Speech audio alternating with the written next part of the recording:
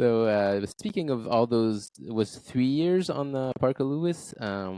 What are, I guess you can't really tell me everything that you've learned because you were just starting out, but what did you end up most using in the later years that you learned going to set every day?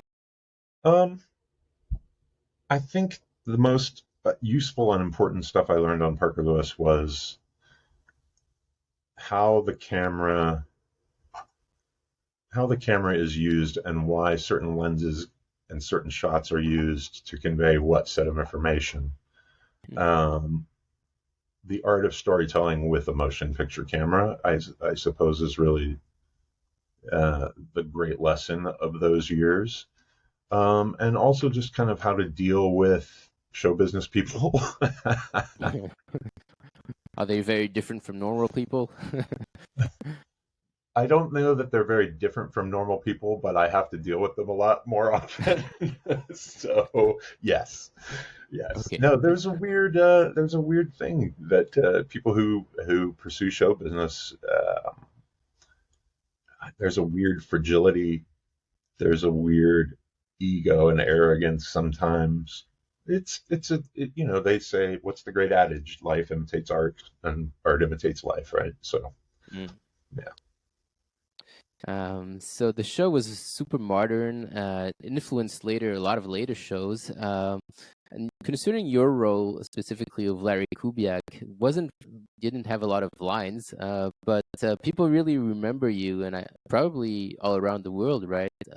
When because well, you have a recognizable face, but still that role really stuck in the mind of a lot of people. My friend who's next door was like, I want to say hello to Kubiak. Yeah, well, Yeah, you will. it's funny. What do you think? Yeah, what do you think brought that on?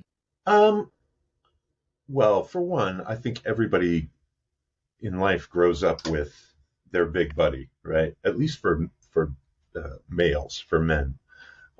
When I was in high school, I was the big buddy to a couple of different little guys, and now even as an older man, I have a couple of shorter fellows in my life. There's always a big guy and a little guy.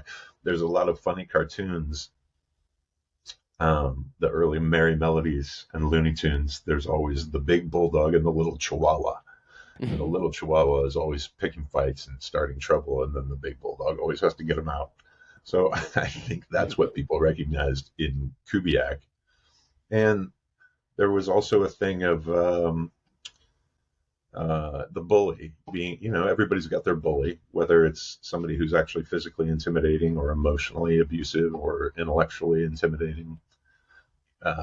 We all have someone who scares us in that way.